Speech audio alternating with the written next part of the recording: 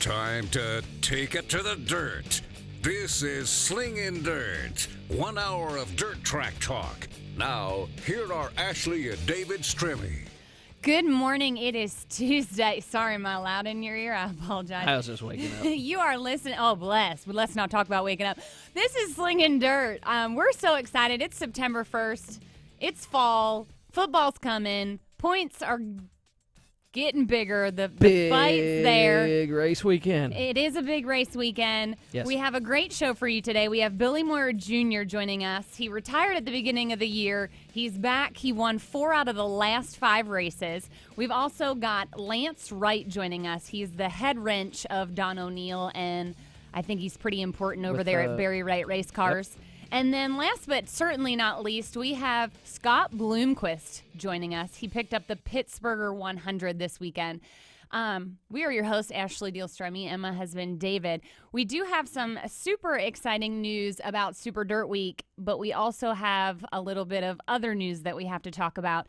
And doing that with us, it's World of Outlaws, our good friend, Chris Dolak, joining us now. Thanks, Chris. Hey, how are you guys doing today? We are doing good. I know there was a press release that went out this morning about Super Dirt Week. If you would, fill us in on what's going on. Yeah, it's been a busy morning around here. Up in New York, the Governor Cuomo, had a press conference at the New York State Fairgrounds, and it was announced that this will, in essence, be the finale at the fairgrounds this year for Super Dirt Week. As we've worked with the state and the governor's office to find a new venue, and we've entered into an agreement with them for about 10 years to keep the event in central New York. So we're working with them on relocating Super Dirt Week after this season, after this year, and it's going to be so we're going to have a big party. It'll be the finale at the fairgrounds this year. We'll have one last time of racing on the mile there, so it's going to be big. Well, that's kind of I got a solution to this. And since you have the governors and obviously all the political people, we need Trump involved in this. Oh, bless. He's making America great, and he's we've seen him on a wing of a world sprint car. Yeah, wing sprint car. So I mean, we just need to get Trump involved. But it is it's really good news to hear that they're going to keep it in central New York, because a lot of the big block guys we talked to was, we of course asked them where they'd like to take it or what would it be, and the history of not just Syracuse but all the racing around there. And it's very enjoyable to hear that you guys are going to keep it in central New York. Yeah, that was really a priority for not only for us, but also for the governor and the fans. The fans' reaction this spring and this summer, as we've the news first kind of came out back in early spring, late winter, about the state's plans on what they want to do at the fairgrounds there, and so the fans really got behind it and really let the folks know, especially the governor's office, let them know how important Super Dirt Week is and what it means to them up there, and that really helped us in our efforts to work with them on if we weren't able to have it at the fairgrounds, as they're going to completely renovate that facility after this October. To really work with them to keep it in the area. It's so important to really keep it in central New York, and I think they understand that. I know they understand that, and it was pretty clear this morning at the press conference that the governor had. And he created, added some things to really really help to keep it there and keep it in central New York. And so we're working to find a new venue there. There's some things that we're working at, but right now we just want to let everybody know that yes, this will be the final one. I know a lot of people were asking about it, but it'll be the final one there, and we'll move forward. Chris, I don't know. I haven't read the press release myself. I know, they had maybe talked about just shortening the track up and not, making it maybe a half mile or something smaller like that. Did they discuss anything like that? There were a lot of options, but I don't believe that was necessarily one of them. But I think they had some plans that they wanted to do, and they being the fair, the county, the state, that they felt they needed to do to revitalize that property and recreating a track within there, I don't think fit into what their plans were. Gotcha. But like I said, that was pretty important for them to help keep it in the general area. So that's what we're all working toward right now. Absolutely. I think the big thing here is that, and telling my age a little bit, because we would go to, in the ASA series, the Minnesota State Fair, they'd get 18,000 people there, and then somebody different got in office, and they're like, hey, we're going to change up the fair a little bit, and then later they seen the economical impact. And I think what's huge is not just for this Syracuse race, but for all the tracks in the state of New York and in that area, that, hey, the part of the political leaders are supporting race, and they see what the economical impact has on it. And I think it says a lot about what's going on up there and the health of auto racing, even though they might not see putting in a track at the fairgrounds, but they said, hey, this is an important event, and we need to put it somewhere. Yeah, definitely. And, they sure saw the impact of it. And, and again, I go back to the fans, all those fans that voiced their opinions all spring, all summer, really certainly had an impact. And certainly the numbers and the economic impact that the event has on the region is definitely pretty easy to see. So from that standpoint, it probably wasn't a very hard decision for them. Certainly for us, we wanted to make it clear, what our intentions were and what it means to us and really what we know it means to the fans and the people there. This will be the 44th Super Dirt Week coming up in October. And I mean, every year you go and you meet people that have been there for 44 years. They take the week off and they meet up with their friends. They spend the week camping and the whole bit all together. And so it was important to try to keep all that together as best we all could.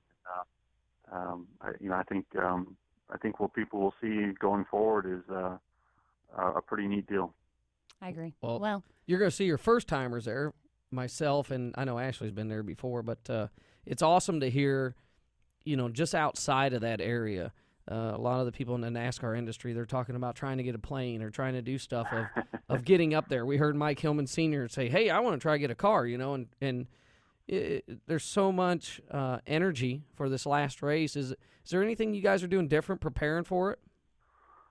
Well, we are certainly going to, acknowledge the history of the event here this year, more so than maybe we've done even in the past. We're going to bring back some of the champions and really try to honor them. We're actually going to try to, even honor some of the fans that have been there for years and years and years. Awesome. And really do that approach, maybe some extra autograph sessions and things around that nature. But when you get down to it, the 200 is the 200, and I can guarantee you that the intensity of that race this year for that guy to want to be the last winner of that race, it's going to be pretty interesting, and the atmosphere, I suspect, will be unlike any we've ever seen there at Syracuse in a long, long time. So it's going to be exciting, no doubt. It'll probably be a little bittersweet toward the end, but it'll no doubt be awfully exciting. Well, Chris, we appreciate you giving us the bad news that this is the last Super Dirt Week, but the good news that the fact that it's still going to stay in Central New York. Hey, I want to ask you one quick thing. In your little boy racing, obviously we found, or you'd found the equipment and the trailer and everything, but maybe we can get some, races there in the front stretch, for Super Dirt Car Week and get the kids involved and let them run a little race there. I tell you, I would love to do that. Well, you got a little pole. Come on. If you saw what the schedule, if you go to the SuperDirtWeekOnline.com and look at that schedule, we're going to be on the track from about 9:30 in the morning until about dark, and every day it's that schedule is so jam packed. Hey, so I don't know if there's not even going to be a few minutes. The track prep guys are trying to figure out how they're going to get things done in between. There's going to be so much action on the track. They need to get them guys from Boone because they turn a track in 10 minutes. But I know we got to make this real quick. But where can the fans, if they're not going to be there, is it going to be on the internet? Is it going to be televised, or is there any way they can watch it? Yeah, the easiest way to watch it if you can't get there, and of all the ones you'd want to be at, this would be the one. That's but right. If you can't get there, Dirt Vision will have live video, I believe, every day. Awesome. Of the action on the track. So certainly tune in to dirtvision.com and you'll be able to watch everything that's happening all day long. Awesome. Cool. Perfect, Chris. We appreciate you coming on and giving us the latest and greatest news about Super Dirt Week. Thanks again. We appreciate it. Thank you. Thanks for making the time. Absolutely. So the good news. Man, I didn't mean to interrupt him, but I was just You got lots of questions already this morning. 10 minutes was Bless. enough with And him. you didn't even sleep last night. No. Anyhow, the good news about Super Dirt Week that we're super excited about, it was announced, I believe, this morning as well. The news kind of hit the waves. Dave Blaney will be back in a big block. Wow. In the Halmar International. They have a 4-car team that's going to Super Dirt Week this year. I think you'll probably see a lot more announcements of guys trying to, run more cars and, Be in the last one. especially, it's probably more of the prestige than it is. There's obviously other the local tracks around there that they go to also during the week and stuff. But to cap it off, I think you'll see a lot of guys trying to get in rides. So. Well, speaking of big races, next weekend is the 45th annual World 100. Wow. 73 entries as of yesterday. So we'll see if we can make that hit 100 before next week happens. It'll hit 100, but it's people go, oh, they used to get 200 or do, and the thing is them are 73 badasses. I mean, it's like you don't know.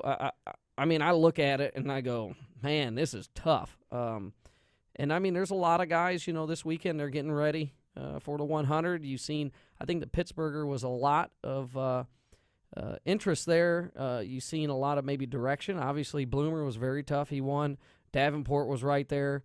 The guy, and we'll ask Lance this, is Don O'Neill come from the B main all the way through, and I think he started 18th and finished 4th. Mm-hmm. Jimmy Owens, again, I've said this all along. These guys, they get going, and I mean, man, they when it's time to put that money up, they're serious. But the one that got me was, and I'll throw this out there, and we've seen. If anybody's seen on Twitter or any pictures from at the Pittsburgher, they got all this crazy stuff going on. Reflective tape and everything else underneath the cars. A little bit of drama. It all started, somebody took a picture of Davenport underneath the rear end of his car. And anyways, the thing that I thought that was interesting is Josh Richards, who was on this big roll, 5 out of 6 wins of World Outlaw. He went in there, and, I mean, he finished, I think, 7th or 8th somewhere, but He won a heat on Friday, but just wasn't. I thought he should have been a little better. So it's interesting. Maybe they're just trying stuff, because we have the 100 coming up, and they're not in the points, but still to come off that hot streak. But there's guys like Mikey Marlar, who's been really strong. Mm-hmm.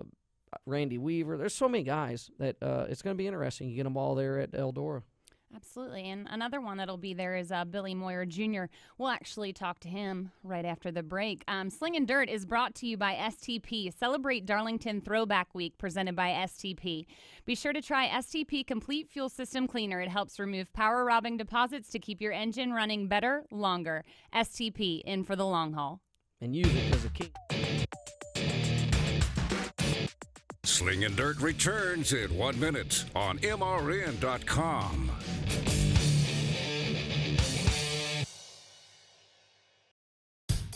Dale Jr. here.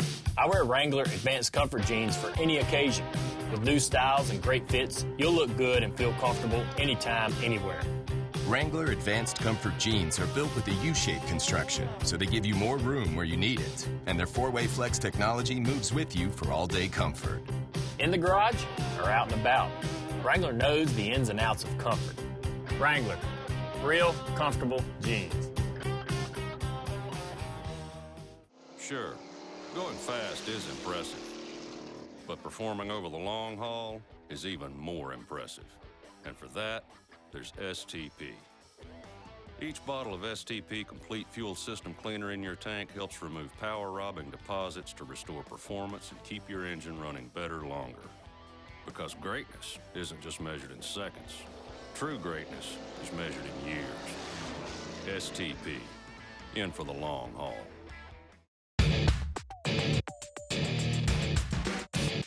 This is Slingin Dirt on MRN.com. Now back to Ashley and David Stremme.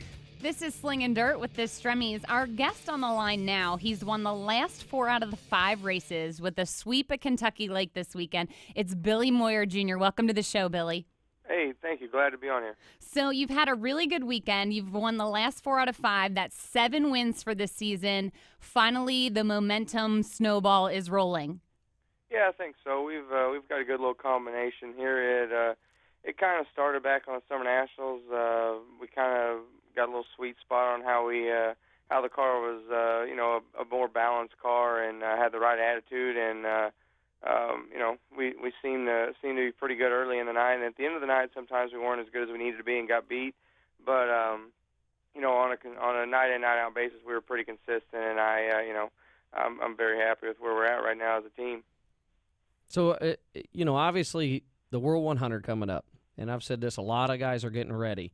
You feel your chances are pretty good to put your name in the record books there?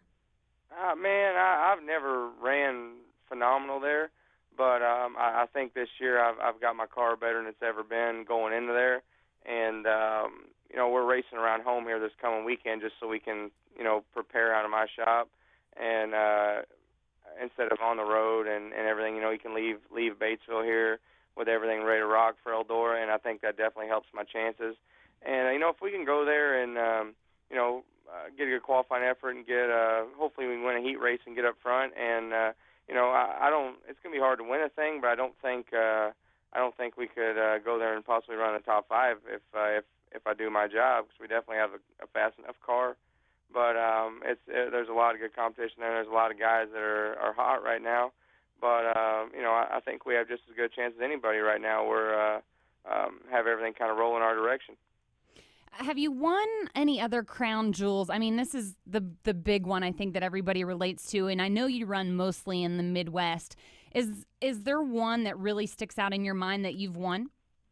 No, I've never won a crown jewel. That World 100 is the one I won. The Dream pays the most money, and there's a couple other 50,000s that are all pretty cool, pretty big. But I want that Globe more than anything. That's by far the one. If I could pick one, I'd want one. But I'll take Cedar Lake, Batesville, Florence, the Dirt Track World Championship. But if I could pick, I'll go Eldora. The World 100. It's funny because we listen to a lot of the late model guys and ask them, hey, what's your place? And it's a throw up between Knoxville and Eldora. With the big prestige and everything, every big name coming there. How hard is it mentally? Like when you go in there, you're like, all right, look, we got to treat this like any other race, or is there any other special things that you do, preparation, maybe the cars, or just mentally? Man, we don't do a whole lot different, but you definitely, like when that first heat goes green on Saturday, your hair stands up on the back. It's just it's a cool feeling there at Eldora. But you got every guy in the pits that's on their A games there. If you're fast and you've had a good year and you've won races and you want to, you're there. It's definitely not a weak. You don't come there if you're down on your luck. You come there ready to roll, and so everybody and their brother is going to be there. So you have to mentally just have to know when you qualify, it means a lot. So you better have your tires perfect and hit your mark. You have to. You really, drive into turn 1, as hard as you can up on the fence with it under control. That's usually how that place is. And if you got a car that turns, you can enter, a half a tire off the wall, But if your car won't turn, you're kind of more skittish and won't enter up on the fence, because if you hit it, you're going to hit it. So, that's kind of where you're at. So as I'm learning this dirt, the world and how a lot of it operates, if we were on asphalt and going to a big race, we'd either build brand new motors, brand new cars, or, try to come up with something, not go off a, say, setup, but just newer stuff. Does that go on in dirt, or do you take your old car that's beat up and wore out and has been running good? Yeah, that's what, a motor, I definitely, try to take the freshest motor. You don't go up there with the one with 800 laps on it. Yeah. But, I'm putting a fresh one in. I'm going to run this past weekend, and I'll put a fresh one in for Eldora. But as far as the car goes, I don't think many guys take a brand new car there, because there's so much stuff going on right now in our sport. It's so complex, and there's millions and millions of stuff going on, from shocks to bump stops to little springs to shocks on every corner to just everything like that. Bodyguards by the car. Yeah, exactly. So I think if you take a brand new car in there, it doesn't really, you don't really know where you're at off a baseline sometimes is how I would look at it. I feel more comfortable going in there with something I've got some laps on. Yeah. Well, a few months ago, we had the honor of having your father on as well, and we asked him the same question. What's it like racing with your dad? Do you guys share a lot of information? Do you kind of do your own thing? What's it like, working with your dad at the racetrack? It's really cool. I mean, it's something to have your dad there, and he's the best there is, and I think, and it's just fun to be there with him. And then heck, we played baseball and basketball and go-karts over the years, just kind of playing around the backyard and stuff. And then here we are, 20 years later, I'm doing it for a living, and we're right there side by side. And we've had some battles, and it's a lot of fun. We bounce ideas off each other a lot, and there's a lot of times, most of the time he's right, but every now and then I have a better idea, or open his eyes up to something he might not have thought of, and he definitely helps me out a lot. But it really helps both of us when we kind of have each other to talk to, and there's no BS going on. Like if you can't trust your dad and your son, then you're you got big problems. So we definitely don't have anything to hide, and it's different talking to family like that versus or a father and a son versus even your teammate or something. It's just it's just a lot different. So when we were talking to your dad, he was, and obviously he's still on his A game, winning 800 some races, but he was talking about he don't know if this will be his last year or next year. He's just trying to, get all he can out of it. But we talked to Devin Moran, and I watched his dad, Donnie, there at a race, and man, he was running more circles than Devin was on the track. Is that something you think when your dad is, say, done driving, hanging it up, is he going to go and or do you want him to go and just be there for you and still help out, or how do you think that'll play out? Yeah, I mean, I'd definitely like him to be there, but if he don't want to be there every single night in, night out, I can understand that too.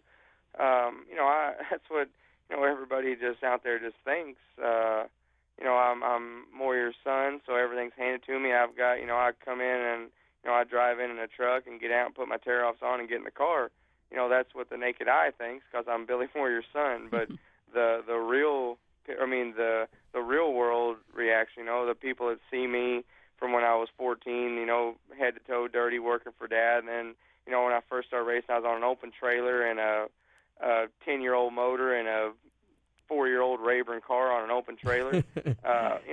Nobody remembers that, and now we've had some success, and I've built my program up with support from my dad and my grandpa and sponsors. But I started out at the low end. As far I didn't start out at the very bottom. I know that, but I definitely didn't have everything brand new handed to me. Yeah. And I work really hard to where I'm at, and just me and Dad don't race together a lot. I mean some. And then I make all my decisions. When the car leaves the shop, it's my call. I know what I'm doing tire wise and shock wise and spring wise. I do that, and he doesn't, he doesn't have to be right there all the time. But whenever he is there all the time, I think it's going to step my program up another level.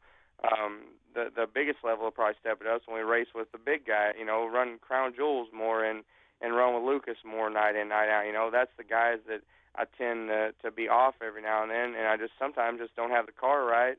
And if he's there, underneath the thing, he'll help me, and maybe we can. Win a Crown Jewel in the future and maybe a Lucas title or something. Well, the thing I've seen, and as I've learned more of the dirt history and doing stuff, your dad is as old school as it gets, and I love it because he's not going to let you just be with a golden spoon sitting there working. I see that. I mean, it's like I watched at Falls, and you can tell you're on your program, and he's very, very competitive, and it wouldn't surprise me that your dad probably laid a fender to you to win. I mean, he is a really, really competitive guy, and it's neat to see that in him. Is that something you guys have, any rivals? And you go, man, Dad, chill out here a minute. We're just, we're family here. No, it's on. I mean, we're not gonna go out there and get stupid and rub on each other. Yeah. But I mean, he passed me. I think I don't know, back in July or something at Brownstown, and he didn't slide across my nose, but he kind of, slid me a little bit. And I'm like, you know what? And he went on and drove off and beat me I ran second. It was a 10,000 win. I ran second, like a half a track behind him. He killed us.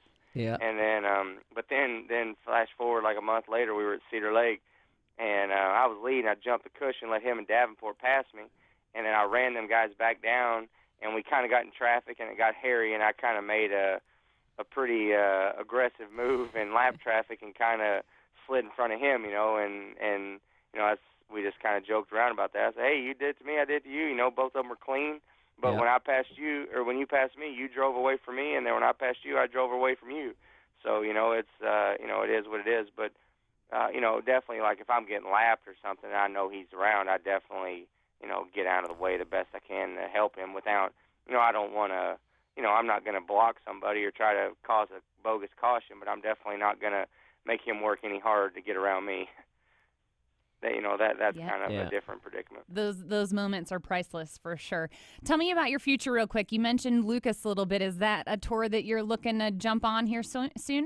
I've ran that before. It's all whatever happens in the future. It doesn't make a difference to me. I like to race and I like to win, and I'm real competitive. I mean, I think that's how we all are. Yeah. But if it comes to it, it will. It's about the sponsors and what's best for business and what's best for putting checks in the bank to make a living. And I've got great sponsors from Crop Production Services and Mesilla Valley Transport are my two main ones. And it's kind of whatever we kind of bounce ideas off of them and wherever they want me to go at times. If they ever suggest they need me here or there, then I'll be there. But I kind of like running the Outlaw schedule, not World of Outlaws, but the pick and choose wherever I want. That's more of my thing. I think I have more success, obviously. Say last weekend, if I was running Lucas, I'd had to drive, 26 hours to Pittsburgh round trip for $20,000 to win one night. Yeah. Instead, I drove about 10 hours and ran 3 5,000s and won 2 of them. And then I was running second on Thursday, and the motor got hot because the dirt was blowing everywhere, and instead of blowing my motor up, I just pulled in to save it. So, we made a better financial choice there, a lot less driving, and, it is what it is on wherever you land. I like your schedule a lot better, for sure. Yeah. But, I mean, I have a lot of respect for all those Lucas guys and everything. It's fun to race with them. And, if you beat them, it makes you feel good because they're some of the best there is. But I definitely like, running wherever I want, when I want. Yeah. Absolutely. Well, we appreciate you being on the show, Billy, and we wish you the best of luck for the rest of your season. And good luck at the World next week. Yes, yeah, good thank luck. you very much. I appreciate you guys, and we'll talk to you down the road. Sounds good. Thanks, Thank Billy. Lance Wright joins us next here on Slingin Dirt on MRN.com. Slingin Dirt returns in 1 minute on MRN.com.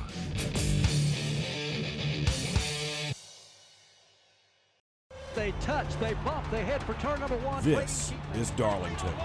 Ricky Craven gets the win. On these hallowed grounds, tradition is coveted because it's about where we come from Elliott takes it and wins the Winston Million. and where we're headed. Chase Elliott wins here at the Darlington Race. Tradition returns Labor Day weekend with the Bojangles Southern 500. Celebrate the next great chapter September 4th through the 6th. For tickets, call 866-459-RACE or visit darlingtonraceway.com. Hi, this is Eli Gold, the host of NASCAR Live. We've been taking your calls every Tuesday night for over 30 years, but now you don't have to wait for Tuesday. Call Motor Racing Network's fan hotline at 844-4-ASK-MRN. I think Kyle Busch should be able to step right in and run for the championship if he gets a win. Just like any other sports figure, they're out for part of the season because of an injury. They come in, they win the championship, they win the trophy. Be a part of the voice of NASCAR. Call 844-4-ASK-MRN. This is Slingin Dirt on MRN.com. Now back to Ashley and David Stremme. Welcome back. We're the Stremme class. I ain't even said nothing. You're making me laugh at I break. haven't done nothing. He's answering his phone, taking calls. Anyhow, speaking of taking calls, we're going to take another one right now.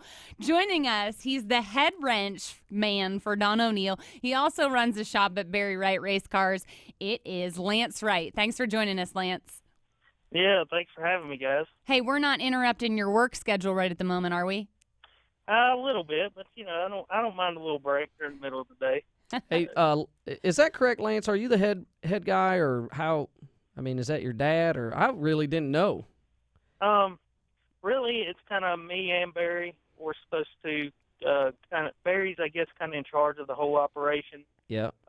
We kind of work with both teams, and just kind of do whatever's needed more than anything. Those guys, they work hard up there at Boyer Racing, and they don't let me and Barry do a whole lot because they take it real personal and are real serious about it, and they it's kind of hard sometimes to step in there when they're working on the cars all week, and then you show up at the racetrack. So we let them do what they need to do and just help out as much as we can. Yeah, but with the success that you guys have had numerous wins. You won the championship last year, and between the experience you guys have, and I've been hard on Clint on the show here. I know you guys have been working hard, but I'm like, Clint's got to get them boys running better. And I'm telling you, talk about O'Neill. He was strong this weekend. Yeah, he really was. Really would have liked to have started closer to the front. I think we could have maybe had something. And at one time, we were definitely the fastest car on the racetrack. But it's kind of, we were so bad Friday. It's kind of like you just throw something at it that it's been working. Actually, I mean, basically we did what Francis was doing on Friday. He had a really good car Friday. Really should have beat Bloomquist in the heat race. And we looked at how good he was running, so we were like, we definitely need to try what he's under his car, under Don's. And really got to thank Steve's team, Anthony Burrows and Cody Fosfit for helping us out with their setup and putting it under Don's. That's good to have teammates, that's for sure. Absolutely. You got to bounce ideas off each other. Is that something, I mean, do you hide some secrets, or is it all an open book between y'all? Well, when it's your teammates, sometimes you don't want to give them all the information. You just give them bits and pieces, tell them to figure it out on their own.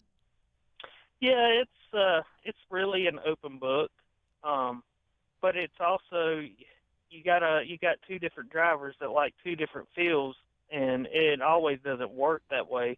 I know last year we did it a handful of times, trying what was working for Don on Steve's and vice versa, and it didn't really work. But this weekend it definitely pointed O'Neill in the right direction. I know the one thing that Steve needs is a voodoo doll, because he has had terrible luck. I mean, I was reading last week, kind of catching up, and he was running good, had a flat, and it's been one thing after another with him, and he's kept a positive attitude with it going. And I know you guys are working hard. The state of late model racing, what do you think of all the changes going on? Is it something that's good for the sport, bad? Is it just going through a big change? Like, has it happened before?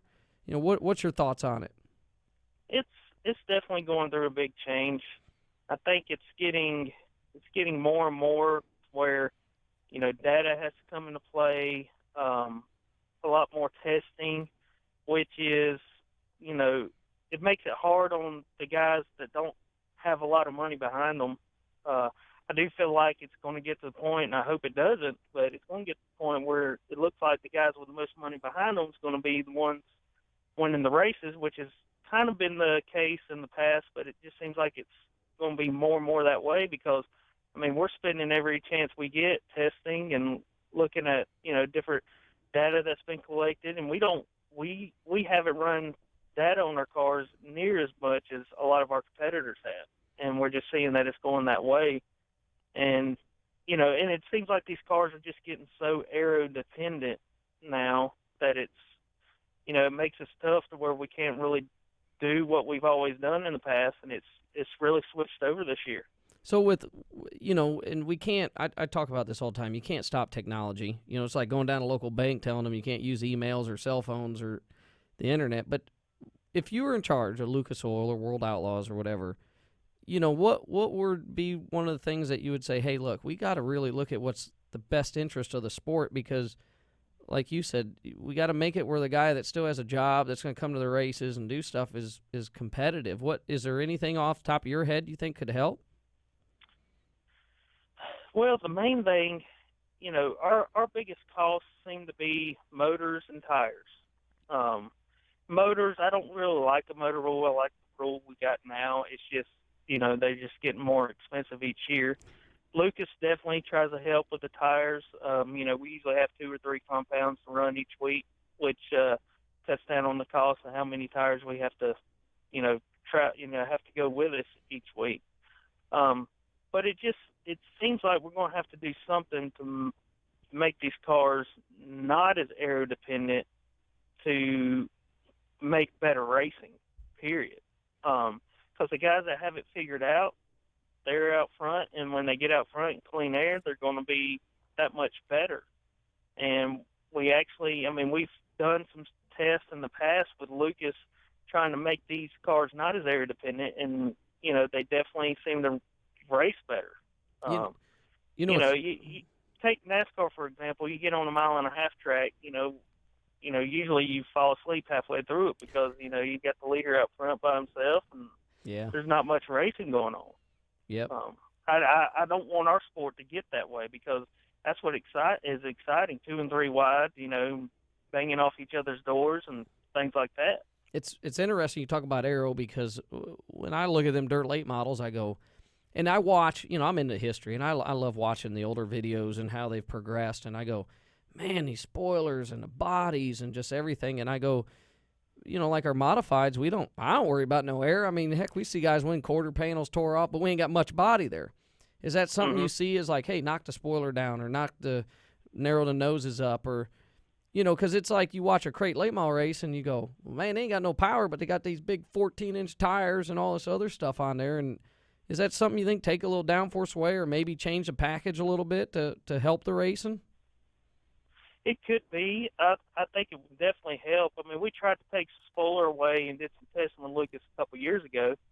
But where we tested, it was it was actually Batesville, Arkansas, where it's a big circle. Yeah. You're never really out of the gas. And, we took some spoiler away and actually got faster. Yeah. Which was weird. It's kind of like you're on a super speedway, I guess. But yeah, I think there's some things that can be done there. There's some things suspension-wise that I think we could get, maybe, get some set rules to where there's not, get a more standard suspension that doesn't make these cars, as aero-dependent.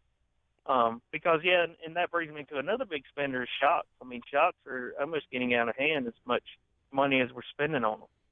Yeah. Yeah, it's something, and for the fans at home, it's always a battle. You hear NASCAR talk about it. You hear everybody talks about it all over, but it is something, and you hit it where it's harder for the littler guys, and we got to keep them guys involved in it. To where they're competitive and they can show up at, when Lucas Oil comes into town, a guy can roll in and be competitive. And so, your interest in being around the sport, I think does Lucas Oil or World Outlaws have a panel of where they talk to their owners, drivers, the team builders, or anything? Yeah, I know Lucas does. I know actually this past weekend at Pittsburgh, they actually met with the drivers and went over a few things that they were thinking about for next year. They definitely try to, keep everybody involved with, the major decisions that are being made. And they definitely keep in contact with the team owners and the drivers and the chassis builders as well, and try to make it the best that they can. It's just, like you said, our sport is just changing, and right now it's kind of hard to really know which direction to take. Yeah. The one thing that I see, and we'll get off this, and I'll let my wife ask you something, but as a builder, the thing I see on these dirt tracks, and Schrader kind of pointed this out to me, is these cars are going so fast, and a lot of the facilities kind of need upgraded a little bit. You kind of look around and you go, man, this is a little dangerous here, you see some wrecks. Is that something that the sanctioning bodies look a lot at when they go to places? I believe so. They definitely look at that and, just facilities overall anymore before they do sign on. And that's why I think you don't see too many new places on our schedule each year. We're going kind of the same racetracks, that have been successful each year and, that draw the big crowds, that have good facilities, good safety, requirements and personnel as much as they can. And I think that's why our schedule is kind of, I know the last 3 years that we've done it, our schedule has kind of basically been the same. You've had a few added in and there. And, I think that's part of the reason there. And plus, if you have a show with them 1 year, you get the first take for that same date the following year. Yeah. And from what I've been told, before we even get out of there, on a Saturday night, they're already signing up for next year. So it's been, That's it's awesome. definitely a big hit with the fans. Well, speaking of great facilities and lots of fans coming out, this weekend is the World 100 at Eldora, probably the biggest race, biggest crown jewel there is. We talked to Billy Moyer Jr. a little bit about it, and he talked about how the preparation and just having a good starting spot is key at the World 100. Any other thoughts you'd like to add to that and what you foresee for the Boyer camp this weekend? Well, he's definitely right. Good starting position means a lot there. But it's a lot of luck. You got to have good luck. It seems like there's times I've been there, we've had really good cars, and we qualify too good, then they invert you, and then you wreck in the heat race, or, you get caught up in something in the heat race, and then, you're playing catch-up the whole night, trying to just get in the feature, and then, trying to make it forward from the back. But that is definitely key to, about anywhere we go, starting up front. But, we did start on the pole for the Dream with O'Neill and went backwards. We ended up about 8, I think, that night. So, if you got a good car, though, Eldora is one of those places where usually, 9 times out of the 10, the guy with the best car wins the race. How's so let's talk about Barry Wright race cars, because it's really great to see how the growth is. I remember I went there, gosh, it's probably been 15 years ago. I went down to Robert Hamke and seen you guys had a powder coating facility, and talk about a little bit there. I know at Lethal Chassis I'm gonna come see you because you got a new CNC bender and notcher, and talk about some of the stuff you have going on there. Yeah, we've definitely got a lot of equipment. I know that's one thing Barry has always been, big on, is keeping good equipment and having good resources to get work done quicker and more efficient. And that's something I've definitely learned, from him. And we've got a water jet cutting machine. We've got a laser cutter. We've got a CNC mill. We've got a CNC plasma tubing notcher. We've got CNC benders. Everything to kind of just get the process of building all these parts for these cars, getting them out quicker and more efficient, but also being able to, not solely rely on the racing side of things. We do a lot of outside work with all our machinery and try to keep those machines busy all the time, because, we do have to, and the way racing is, it's so up and down, you've got to be self-sufficient and not rely on the racing 100%. And those machines aren't cheap. They need to pay for themselves, too, no doubt. Yeah. Hey, remember that when I go place an order with them. Yeah, Hook us up with a deal, Lance. Hey, what do you see with the state of racing? I know in this Carolina area, I see a lot of, say, 4-cylinder cars or different. And as you travel around, do you see parts of the country that are doing good, some that are still kind of struggling? What is your observation? Right now, around here in the Southeast, seems to be struggling the most. I don't know. I think a lot of it has to do with just the way the racetracks are around here. They're harder on equipment. You're wearing tires out. It seems like definitely, super late model racing has really gone, downhill here lately. You don't have many supercars, but you see the crate late models going up in number, which I think is a good thing, and then I think it goes back to cost. People can afford that better. But definitely towards the Midwest and up north, the car counts are better. There's definitely a bigger local scene out there. And I think, for one, it's because guys can run the same set of tires, more than one race. We're down here just with the sandy dirt and everything, it really eats away at the tires, and, they're burning up tires each night, and it just gets more and more expensive. But definitely out towards the Midwest, it seems like, it's still going strong, and I think that's one reason that, the Lucas schedule is kind of centered around that area. Well, that's Yeah, awesome I would to agree hear. with that. Absolutely. Well, Lance, we appreciate you joining us on the show. We'll let you get back to work. We don't want to keep you all afternoon. We don't want to get you fired over there, but we appreciate you joining us today. Well, I appreciate y'all having me on, and I'm sure Barry appreciates me getting back to work here. So. Well, Absolutely. Good luck to you up there at the World 100. Okay, guys. Thank you. Thanks, Lance. Slingin Dirt is brought to you by STP. Celebrate Darlington Throwback Week presented by STP. Be sure to try STP Complete Fuel System Cleaner. It helps remove power-robbing deposits to keep your engine running better, longer. STP, in for the long haul. Scott Bloomquist joins us next right here on Slingin Dirt. This is Steve Post. And I'm Kendra Jacobs. Join us every Saturday morning at 9:30 Eastern Time for MRN's Wing Nation on MAV TV. We'll talk with the biggest names in wing sprint car racing, from the world of outlaws to your local wing sprint car track. We cover it all. Plus, we'll preview each weekend's biggest wing sprint car races from around the country. MRN's Wing Nation, 9:30 Eastern Time, Saturday mornings on MAV TV. If you don't get MAV TV, go to getmavtv.com to find your local TV provider and let them know you want MAV TV. Dale Jr. here. I wear Wrangler Advanced Comfort jeans for any occasion. With new styles and great fits, you'll look good and feel comfortable anytime, anywhere. Wrangler Advanced Comfort jeans are built with a U-shaped construction, so they give you more room where you need it. And their 4-way flex technology moves with you for all-day comfort. In the garage or out and about, Wrangler knows the ins and outs of comfort. Wrangler, real comfortable jeans.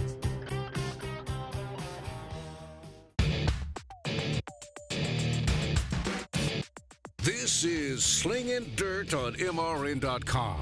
Now back to Ashley and David Stremme. Welcome back. We're the Stremmies, and you're listening to Slingin Dirt. We have so much fun at break. But speaking of having fun, we know this next guy is having fun too. Joining us now, he's the winner of the Pittsburgher 100 and a $20,000 payday. He's the driver of the infamous Zero. It is Scott Bloomquist. Welcome to the show, Scott. Thank you. Good to be here. Hey, thanks for joining us again. Hang on. What? I'm going to ask him because my Bless. wife just sit here and chewed my ass for because I was up. It was like 2:30, 3 o'clock, and started thinking about some stuff, setups or different things, and she's complaining because I kept her up and all this other. You don't have that problem, do you?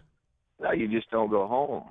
Oh, that's awesome. I love it. So now, hey, at least I'll get a good night's sleep then. Listen, this guy's won all kinds of big races. You just stay in the shop until you can finally rest. That's awesome. See, I got it. Hey, we're at the shop all the time anyhow. You might as well put a bed in there.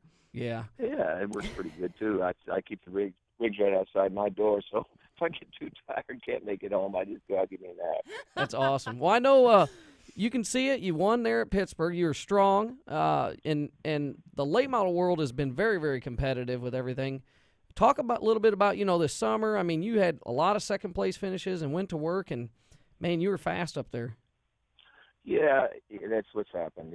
We've gone to work, and we actually went to work a little too much, and we went through a short spell there that we backed up, and I hate doing that, and then thinking you've got it figured out, and going to a big race, and you might start out doing good, but the track goes away, and you learn, I didn't test in this condition, and next thing you know, you're in trouble. But we got back a little more on square, and just been manicuring with what we've been doing before. Again, you just keep learning every week. You can watch the attitude of cars that might be finishing in front of you, or just kind of come up with your own way. If that attitude seems to be what's working, you got to figure out a way to make your car run at that attitude, at least close. And sometimes you go through some mistakes learning that. With you saying that, we had Lance Wright on here, and we were talking about late model racing and some of the things he's seen, and he was saying how they're maybe too aero dependent and stuff. Is there something that you'd like to see different, or you think things are good? I mean, obviously you won this weekend, so you're pretty happy, but do you see something that for the state of late model racing that would be a little better? Well, we went through a little period there where people were trying to think, things that we needed to possibly be doing, and they came up with shortening our noses and making them small and getting rid of a lot of the aerodynamics of the nose. Because if you can't stick the nose, you don't need to be working on the back of the car trying to gain more traction. So we did that, and it was 3 different car builders, and cars showed up for a test, and we ran almost the same speed, and one of the cars slowed down about 4 tenths, the other about 8 tenths, so they threw that out the window because it didn't affect our car near as much as the rest. But I don't really, to be honest with you, the key isn't to try to figure out a way to handicap cars and make them play with air and do a bunch of things like that. The key is to have a racetrack like we had this weekend. There's 4 lanes wide out there, and you can find some air. So, the speed of the cars has to some degree outgrown the racetracks, and I just think that people need to work on their racetracks. That's a question that I had asked Lance and he had said, obviously Don O'Neill drove from the back to 4th, but the facilities, some of these places, it's amazing at watching the speed and the technology of preparing racetracks. You think that's something more than of tearing up facilities or changing them a little bit, trying to get them to where they are a lot more racy? Well, I have, when I go to places, I've always had a dream. I was going to want to build a racetrack and build something pretty bizarre. And, but it doesn't take a lot. If you'll study the race, for track owners, to just study the race and study the groove. And, it's not hard to make a track where you can race on it. If the track's dominant in one area, take bank away from that area. Yep. And, just keep working with the racetrack. But first and foremost, you need enough width to not have to narrow down where you only got a car and a half, yep, 2 cars maximum for the straightaway. So even if you did get 3 wide, somebody's going to end up out of room. I think there's some tracks need to just knock the walls back and just widen them out a little bit more and play with some of the shaping of them. Instead of having the tracks be perfect radiuses in the corner, have the bottom, you can have the outside have a radius, but you can have the bottom kind of go to a point so that you can really cut the track in at the bottom on the entrance and the exit. No one's going to be able to enter that low and turn that sharp and exit that low, so it makes for people entering and going up the racetrack and coming off the top, going in high and coming off bottom. This makes for a lot of crisscross racing, and it really, I don't know, I think maybe someday it'd be something I might even consider hiring out, going around and helping some people get these racetracks where we can race on. I hear you. So Scott Bloomquist might own a racetrack down the road. No, consulting. Oh, just consulting. Consulting, making racetracks better. I hear you. Yes, I hear you. Yes, consulting. That's I thought about doing a racetrack out here on a property, on the lake, and where you can boat all day. Just pull in a slip, walk up the track. And, that's awesome. They'll make it where you can make a nice weekend of it, where you're not just stuck in a gravel parking lot or something all day. But yeah, I got to thinking about it. It's awful quiet back here, and I got enough to do in life. Well, there's 7-ish races left. This weekend is the 47th annual Hillbilly 100. You're 250 points behind Davenport. Now, I don't know the actual point breakdown for feature wins, but is coming out with the championship possible for Mr. Bloomquist? I think it is. Again, we felt like we had Batesville won, and we had something that fell off the boat, come out of the car, and cost us the event. But that hurt us a lot. We've had a number of things that have cost us this year. It's just not been a good start, basically, for the season. But the way we're finishing it up, and our maintenance program and everything's top notch. And, I just feel that we should be able to finish them all. I'm good at finishing races. I'm not going to do stupid things and overdrive and cost myself, race. But we're going to have to run up front like we're doing, and all it really could take is if we stay running like we're running, and maybe he has one bad night, drops out of a race, I think we'll be right there. Awesome. Well, the Hillbilly this weekend, the World 100, we know you got several of those Globe trophies.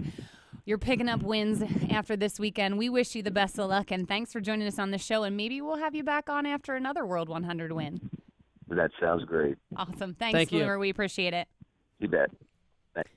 I'll tell you something that, before we go to break here, that was interesting listening to him is his confidence. You know, obviously he won it at Pittsburgh and had a lot to say there that was, I thought, very interesting, you know, and is the width of the tracks and doing stuff. Because we do see that. It's Tech 101 with David Stremme today here on Slingin Dirt on MRN.com. Slingin Dirt returns in 1 minute on MRN.com.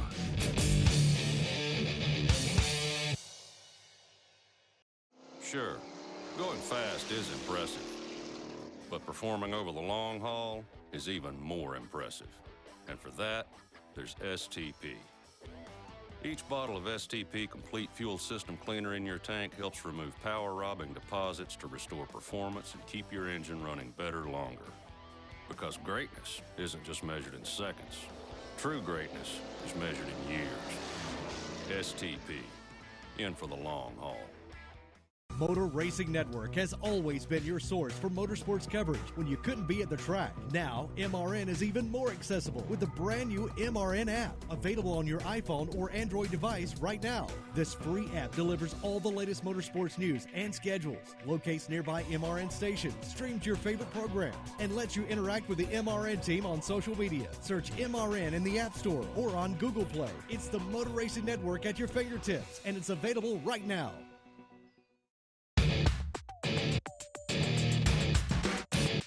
This is Slingin Dirt on MRN.com. Now back to Ashley and David Stremme.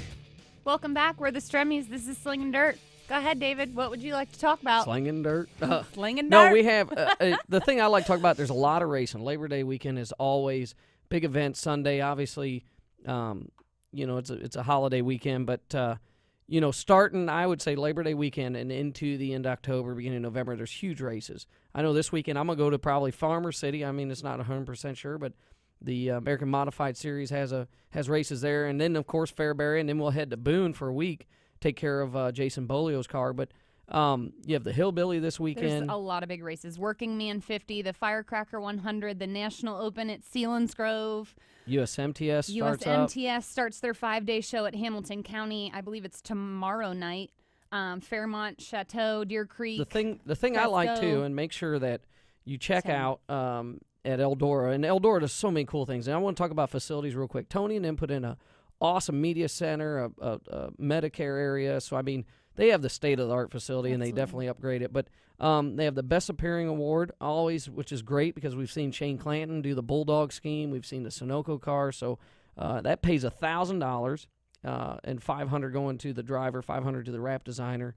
But there's a lot of cool things at the World that's going to be going on, not just there, but at other tracks too. And well, it all starts this Sunday with the Earl Bolts Classic, and then they start rolling in. It is, and just make 100. sure you go out and support your local racetracks. I mean, that's the main thing. We've seen it for whether it's asphalt, dirt. They need your support, and you'll find a lot of fun in it, and you'll see a lot of local heroes. Take a friend who's never been to the dirt track and go have a beer and enjoy a holiday weekend. Then check us out next Tuesday here. That's right. Slingin' Thanks for Dirt. joining us. Wing Nation up next with our friend Steve and Kendra. You can find us later today in the Media Center at MRN.com or on iTunes. This has been Slingin Dirt with Ashley and David Stremme. Listen every Tuesday at 11 Eastern on MRN.com for more news, interviews, and opinion from dirt tracks all over America. Slingin Dirt is a production of the Motor Racing Network. All rights reserved.